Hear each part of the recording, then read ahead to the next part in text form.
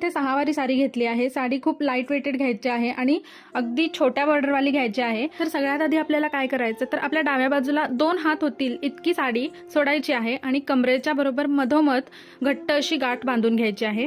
साडी जितक्या नाजूक बॉर्डरची असेल तितकी ती लहान मुलींना खूप छान उठून दिसते आणि ती नेसवायला पण सोपी जाते। तर आता आपल्याला काय करायचं की डाव्या बाजूला जेवढी पण साडी आहे ती पूर्ण साडी जी आहे ती दोन्ही पायाच्या मधून मागे घ्यायची आहे आणि पुन्हा ती पुढे फिरवून घ्यायची आहे आणि एका काठापासून दुसऱ्या काठापर्यंत छान अशा प्लीट्स बनवून घ्यायच्या आहेत।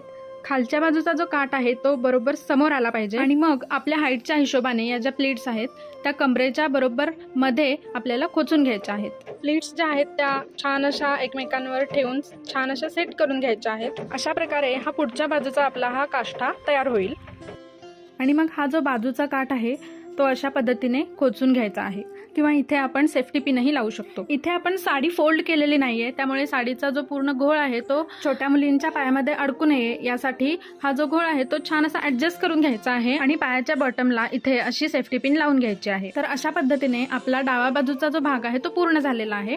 आता उजव्या बाजूचा हा जो पदर आहे तो सुद्धा दोन्ही पायांच्या मधून आपल्याला मागच्या बाजूने घेऊन पुढे असा फिरवून घ्यायचा आहे। इथे पूर्ण साडी आपल्याला पुढे नाही घ्यायची आहे, जितका आपल्याला पदर काढायचा आहे तितकीच साडी फक्त पुढे फिरवून घ्यायची आहे आणि जसा आपण नॉर्मली पदर बनवतो तशाच पद्धतीने अगदी नाजूक अशा प्लेट्स बनवून आपल्याला पदर तयार करून घ्यायचा आहे। जितक्या नाजूक प्लेट्स बनवता येतील तितक्या नाजूक बनवायच्या आहेत म्हणजे जेणेकरून मुलींनाही ते कम्फर्टेबल होईल आणि दिसायलाही खूप छान दिसेल। या ज्या प्लेट्स आहेत त्या उजव्या पायाच्या बॉटम पर्यंत आपल्याला एकसारख्या अशा प्लेट्स बनवून घ्यायच्या आहेत।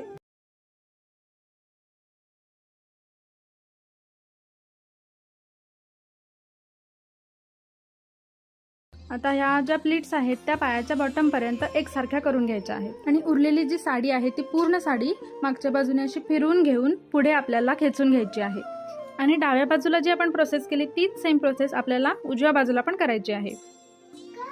तर इथे सगळ्यात आधी मी पायाच्या बॉटमला इथे एक अशी पिन लावून घेते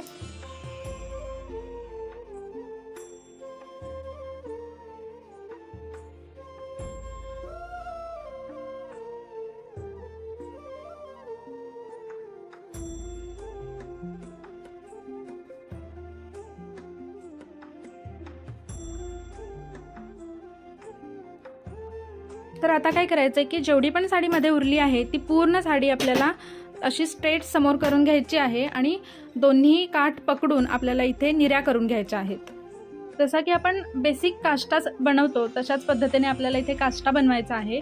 तर या निऱ्या मी समोर खोचून घेते आहे आणि पूर्ण साडी जी आहे ती दोन्ही पायाच्या मधून मागच्या बाजूला घेते।